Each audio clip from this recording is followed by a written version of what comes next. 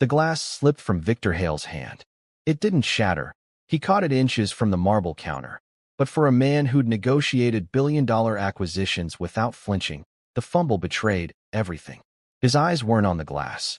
They were locked on the small arm reaching across his kitchen island, and the 5 distinct purple marks circling it like a grotesque bracelet. Hand-shaped, adult-sized, fresh. "Emily, careful with that," Marion Doyle said quickly, pulling her daughter back from the water pitcher. The movement was practiced, automatic, the way you'd shield someone from a coming blow. Victor set the glass down slowly, his face a practiced mask of indifference. "No harm done," he said, his voice measured. But his mind was already cataloging details. The way Emily wouldn't meet his eyes, how her shoulders hunched inward like she was trying to disappear, the nervous flutter of Marion's hands as she smoothed her daughter's sleeve back down, the too quick apology that came from her lips like a reflex. He'd built an empire on reading what people didn't say, and everything about this moment screamed danger. "I'll be in the East Wing," Victor said, walking away before his anger could leak through. "Take your time with the library today." The girl hadn't spoken a single word. Not one. In the 6 months Marion had been bringing Emily along on cleaning days, Victor couldn't recall hearing her voice. He'd chalked it up to shyness, but now, replaying every interaction, he saw it differently. The silence wasn't shyness. It was survival. Before we go any further, where are you watching this from? Drop your city or country in the comments. I'm curious how far this story reaches. That evening, Victor stood in his vault, a climate-controlled room most billionaires filled with art or gold. He contained memories, photographs of people he'd lost, letters he couldn't throw away, and journals, dozens of them, cataloging a family history that stretched back generations. He pulled a leather journal from the third shelf, its spine cracked from years of handling. The cover was worn smooth, the pages yellowed and brittle. Inside the front cover, written in his uncle's shaking handwriting from a VA hospital bed in 1954, was a dedication. "To Sergeant Dominic Kavanaugh, who carried me 3 miles through enemy fire when my legs wouldn't work. The doctors said I'd never walk again. Dom said I would. He was right. I owe him my life. We owe him everything. If you're reading this, remember, honor isn't a suggestion. It's a debt that passes down until it's paid." Victor had read it 100 times. He'd memorized every word, every loop of his uncle's unsteady script. He'd researched Dominic Kavanaugh years ago, found his service record, his medals, his obituary from 1998. But he'd never expected to act on the debt. Until now. He'd hired Marion Doyle 3 years ago through an agency. Professional, quiet, efficient, the kind of housekeeper who understood that privacy mattered in a home like his. He'd never asked about her family, never inquired beyond the professional necessities. But when she'd started bringing Emily 6 months ago, apologizing profusely, explaining childcare had fallen through, he'd said yes without hesitation. Now he understood why she'd had no backup childcare, no support system, no one to call. He pulled out his phone and dialed. "Elias, I need you to do something quiet." How quiet? Elias Granger had been Victor's fixer for 12 years, the man who handled problems that couldn't be solved through lawyers or leverage. He knew when quiet meant legal and when it meant something else entirely. "Follow Marion Doyle when she leaves tomorrow. I want to know where she lives, who she lives with, and why her daughter has handprints on her arm. I want backgrounds, histories, patterns. Everything." "Understood." "Elias." Victor's voice dropped to something dangerous. "I want the truth, not a story. Whatever it is, however ugly. I need to know what we're dealing with. You'll have it within 48 hours. Make it 24. The truth arrived in a manila folder that made Victor's blood run cold. "Colt Mercer," Elias said, spreading surveillance photos across Victor's mahogany desk. The images showed a man in his late 30s, thick-shouldered and mean-eyed, the kind of face that looked angry even in repose. Ex-muscle for loan sharks in the South District. 2 assault charges that never stuck because witnesses disappeared. Bar fights, domestic calls that went nowhere, and a drinking problem that makes him worse after sunset. He controls Marion's wages. She hands over her entire paycheck every Friday, and he doles out grocery money like she's a child. He's got their IDs, birth certificates, social security cards, everything locked in a floor safe. Neighbors hear screaming, but nobody calls it in. Ravenhouse District doesn't trust cops. Victor studied a photo of the building. A 5-story tenement with boards on half the windows and rust bleeding down the fire escape like dried blood. Graffiti covered the ground floor. The front door hung crooked. How did she end up with him? He was charming once, apparently. Swept her off her feet when she was 19 and working at a diner. Promised protection in a rough neighborhood, played the hero role. By the time she saw what he really was, Emily was born and he'd isolated her from everyone she knew. Classic abuser pattern. Cut off family, control finances, make leaving seem impossible. Her parents died in a car accident 7 years ago. She has no siblings. No safety net. What does Mercer do for money? Odd jobs. Some bouncers work at places that don't ask questions. Mostly he gambles. Elias pulled out another document, a printout of debts and losses, and loses badly. He's into Marco Venturi for $47,000. Victor's eyes sharpened. Venturi? The casino owner? Former casino owner. He's trying to go legitimate. Bought into real estate, some tech startups, a restaurant downtown. Trying to clean his reputation before the state gaming commission digs too deep. But he still collects old debts the old way. Word is, he's been leaning on Mercer hard. There was an incident last week. Venturi's guys cornered Mercer outside a bar, gave him a deadline. 2 weeks, or he'd disappear. Victor went very still. How long ago was that? 8 days ago. Which means Mercer's desperate. Scared. Taking it out on the people he can control. Victor's jaw tightened.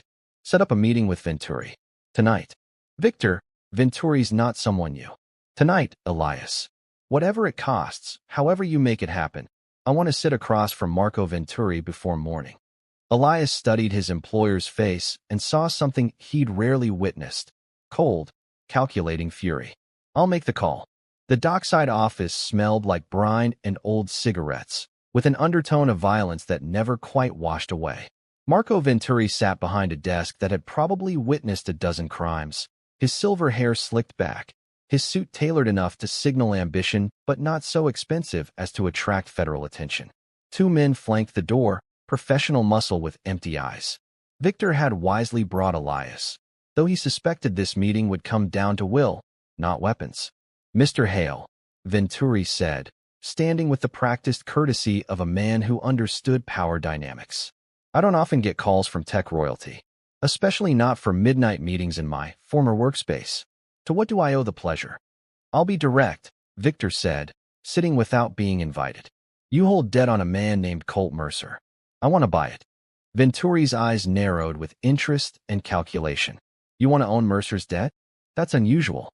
Men like you don't typically involve themselves in collection work. May I ask why? That's my business. Name your price. $47,000 plus interest and penalties. Call it $60,000 even. But I'm curious, Mr. Hale. Venturi leaned back, studying Victor with the intensity of a shark circling prey. Men like you don't usually involve themselves in street-level debt collection. What's your angle? Victor leaned forward, his voice dropping to something sharp and cold. I'm not interested in collecting. I'm interested in removing it. I buy the debt at $60,000. No negotiation, cash transfer by morning. You send your men to extract Mercer from his current address at the Ravenhouse Apartments, Unit 4C. Quietly, quickly, efficiently. He doesn't come back. Ever. Understanding dawned in Venturi's eyes, along with something that might have been respected. There's a woman involved. There's a child involved, Victor corrected, his voice turning to steel. A 10-year-old girl with handprint bruises on her arm. And that child has bruises because Colt Mercer is a coward who takes his failures out on people who can't fight back. So you're going to remove the man who put those marks there, and you're going to do it in a way that doesn't bring police, doesn't bring witnesses, doesn't bring media attention, and doesn't bring him back. Not ever. Venturi studied Victor for a long moment, his expression unreadable. Then he smiled, a thin, dangerous expression. You know what you're asking for. You understand the implications. I know exactly what I'm asking for. I'm asking you to remove a liability from your books, solve a problem that's about to get messy for both of you, and get paid handsomely for it. Mercer can't pay you. He'll try to run, or he'll do something stupid that brings attention you don't want. Men like him always do. I'm offering you a clean solution and 60,000 reasons to take it. Venturi leaned back, fingers steepled. Men like Mercer, they're cancerous. They infect everything around them. Getting him off my books while getting paid? That's not just good business. That's problem solving. He extended his hand. We have an agreement. One more thing, Victor said, not taking the hand yet. The woman and child stay completely untouched. Not a hair, not a word spoken in their direction. Your men go in, extract Mercer, and leave. The family is invisible to you. Non-negotiable. My men know how to be selective. They'll handle it cleanly. Victor shook his hand. I'll have the money transferred within the hour. And I'll have your problem solved by dawn. If you're invested in this story, hit that subscribe button. You won't believe where this goes next. At 5:17 a.m., Marion woke to her door exploding inward. The sound was with splintering, hinges tearing from their frame, violence made manifest. 3 men in dark clothes moved through her apartment like a surgical strike, professional and terrifyingly efficient. Colt barely had time to shout before 2 of them had him by the arms, hauling him off the couch where he'd passed out drunk, still wearing yesterday's clothes. Get the hell off me. Marion. She appeared in the bedroom doorway, Emily behind her clutching her mother's nightgown, both frozen in absolute terror. This was the moment Marion had dreaded for 3 years, the moment Colt's violence finally brought worse violence to their door. Stay right there, one of the men said calmly. Not a threat, a direction delivered with the confidence of someone who expected obedience. This doesn't involve you. Don't move, don't speak, and you'll be fine. Like hell it doesn't. That's my. You don't live here anymore, Mercer. The lead man interrupted, dragging him toward the broken door. Your debt's been sold. New owner wants you gone. Vanished. Disappeared.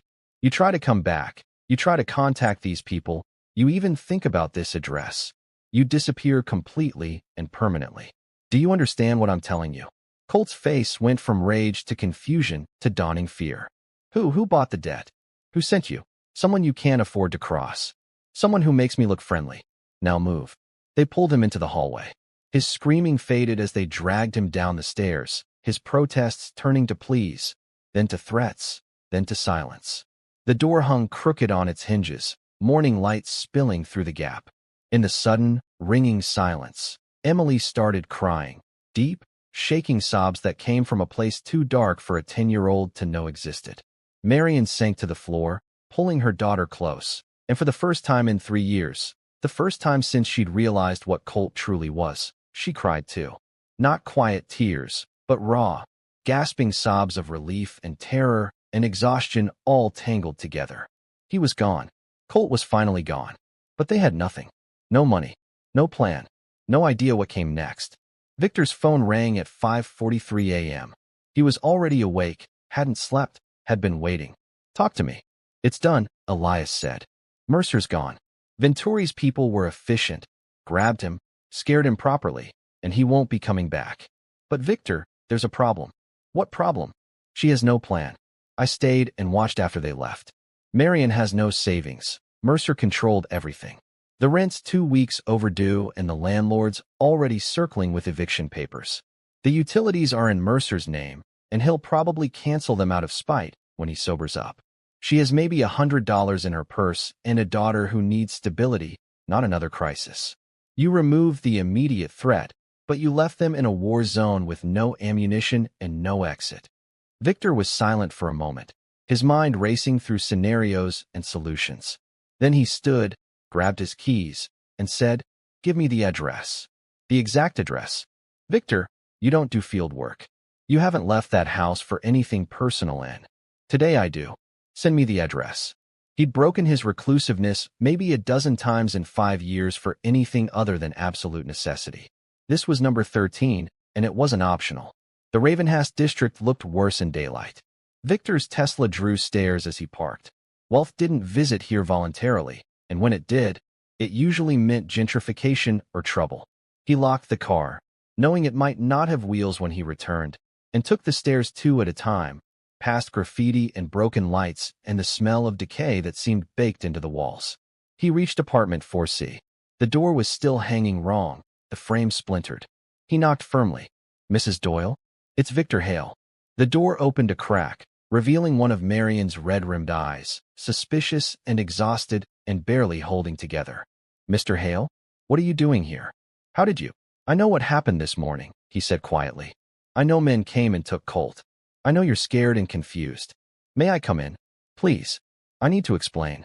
She let him in because she was too tired and shocked to do anything else, and because something in his voice suggested he had answers. Emily sat on the couch, small and silent, watching him like he might explode too, like all adults eventually did. Victor sat carefully in the only chair that wasn't broken or stained. He looked at Marion, then at Emily, and felt the weight of his uncle's words. Honor isn't a suggestion. It's a debt that passes down until it's paid. Mrs. Doyle, before I explain anything, I need you to know something about your family history. Your grandfather was Dominic Kavanagh, Sergeant, Korean War, 1951, near Watchin. Marion blinked, caught off guard by the shift. Yes, I never knew him well. He died when I was young. How do you? He saved my uncle's life, Victor said simply. During a night assault, a mortar collapsed their trench. My uncle's legs were crushed. He couldn't move, couldn't walk, and the enemy was advancing. Every other man in that trench died. But Sergeant Kavanagh, your grandfather, dragged my uncle out, carried him 3 miles through enemy fire, through a battlefield that was hell on earth, and got him to a medical station. The doctors said he'd never walk again. Your grandfather visited him every week in that hospital and told him that was bullshit. Tell him the body heals if the mind stays strong. Marion's hands went to her mouth. My uncle did walk again. He came home, built a business, passed it to my father, who passed it to me. Everything I have, every dollar, every opportunity, every choice I've ever had, exists because Dominic Kavanagh didn't leave a man behind. Because he believed that honor meant protecting people, no matter the cost. I don't understand what this has to do with. I noticed Emily's bruise, Victor interrupted gently. 3 days ago, when she reached for water in my kitchen, I saw the handprints. And I started asking questions because no child should have those marks. And because I owe your family a debt that's 70 years overdue. Marion's face crumpled. Oh God, you sent those men. I removed Colt Mercer because he was hurting your daughter and terrorizing you. I bought his debt from the man he owed and arranged for him to be extracted. He's gone. He won't be back. I made sure of that. Oh God, she whispered again. He's really gone? He's not coming back. He's really gone. If he's smart, he's already left the state. If he's not smart, he'll try something and discover that the people I work with don't give second chances. Marion started crying, deep, wrenching sobs that came from years of fear finally breaking open. Emily watched her mother cry and started crying too, and Victor sat there feeling helpless and furious that it had taken this long, that no one had intervened sooner. But Mrs. Doyle, he said quietly, waiting for her to look at him through her tears, I didn't come here just to rescue you halfway. I didn't remove one problem just to leave you drowning in others. I came here to finish what your grandfather started. He pulled out a folder, set it on the coffee table. I've secured you an apartment at Harborview Residences. It's a secured building downtown, doorman, cameras, the kind of place where no one gets in without authorization. 2 bedrooms, fully furnished, utilities included. I've established a trust in your grandfather's name, Sergeant Dominic Kavanagh Memorial Trust, that will cover rent, food, medical expenses, and Emily's education through college. It's irrevocable. It doesn't depend on me, doesn't require your gratitude, can't be taken away, and doesn't involve my name in any public way. It's yours. It's Emily's. It's what your grandfather earned. Marion stared at the documents like they might vanish if she blinked. Her hands shook as she picked up the lease agreement, the trust documents, the bank statements showing funding that would last decades. Why? Why would you do this? This is hundreds of thousands of dollars. Because honor isn't just a word you say at funerals, Victor said firmly. It's action. It's making sure that the people who saved your family are protected when they need it. Your grandfather believed in protecting people who couldn't protect themselves. He proved it by carrying my uncle through hell. I'm trying to prove I learned that lesson. Emily, who'd been silent through everything, her tears drying on her cheeks, whispered, We can stay there? In that apartment? And he can't find us. Victor turned to her, his expression softening in a way few people ever witnessed. You can stay there. You're safe now. There are guards. There are locks. There are people whose job is making sure no one hurts you. And if he tries, if he's stupid enough to try, there are other people who will make sure he regrets it. Do you understand? You're safe. And something in Emily's face, some tight, terrified thing that had lived there for years, that had made her silent and small and invisible, finally let go. I've also arranged for a job interview for you at Meridian Consulting, Victor continued, looking back at Marion. It's real work, real pay, nothing to do with me beyond a recommendation. I want you to rebuild on your own terms, not as someone dependent on my charity. I want you to be able to look your daughter in the eye and show her that strength isn't just surviving, it's thriving. Does that make sense? Marion couldn't speak. She just nodded, tears streaming down her face. Victor stood, buttoning his jacket. There's a car waiting downstairs. He'll take you to Harborview, help you get settled. You can take whatever you want from here, or nothing. That's your choice. Start over completely if you want. But either way, you're leaving Ravenhurst today. He moved toward the door, then paused, his hand on the broken frame. Your grandfather never asked for repayment. He just did what was right because it was right. I'm trying to do the same thing. I'm trying to honor what he taught my family, that some debts can't be paid in money.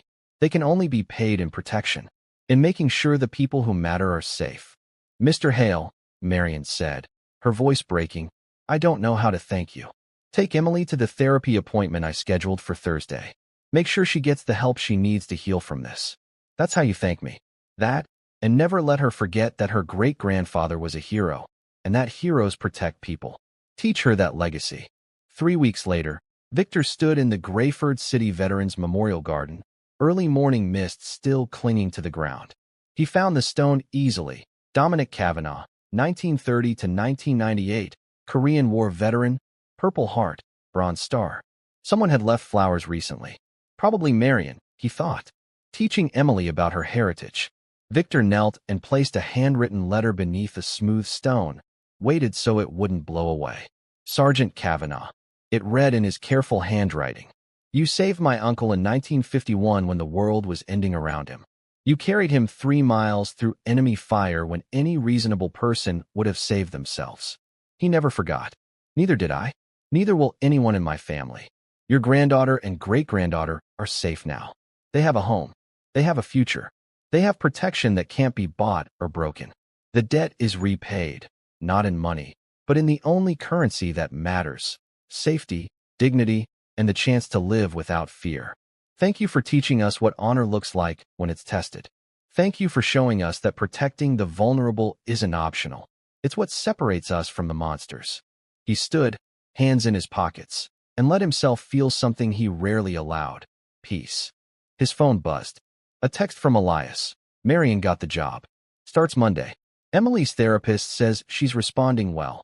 Already talking more, showing signs of real recovery. You did good, Victor. You did really well. Victor didn't reply. He just stood there for a moment longer, looking at the stone, then walked back to his car. A jogger passed, barely glancing at him. To the rest of the world, he was just another person visiting a grave. But he knew better. He was a man who'd finally repaid a debt 70 years in the making. Across town, in a sunny apartment that smelled like fresh paint and new beginnings, in a building with guards who smiled at them and doors that locked properly, Emily laughed, really laughed, at something silly her mother said while making breakfast. It was an ordinary sound, the kind you'd hear in 1,000 homes across the city, barely noticeable to anyone else. But to Marion, who'd forgotten what her daughter's laughter sounded like, who'd spent 3 years watching her child disappear into silence and fear, it was the sound of a war finally ending. It was the sound of winning. If this story moved you, do me a favor, hit that like button and drop a comment telling me what you think. Should there be more stories like this? What would you have done in Victor's position? And if you haven't already, subscribe. These stories don't tell themselves, and your support means everything. Thanks for being here, for listening, and for believing that sometimes people do the right thing. Victor never visited Marion and Emily again. He didn't need to. Some debts, once paid, don't require maintenance. They don't need updates or check-ins or validation. They just require that you did the right thing when it mattered most, when someone needed help and you had the power to give it. And sometimes, for the people who matter most, that's enough. Sometimes, that's everything.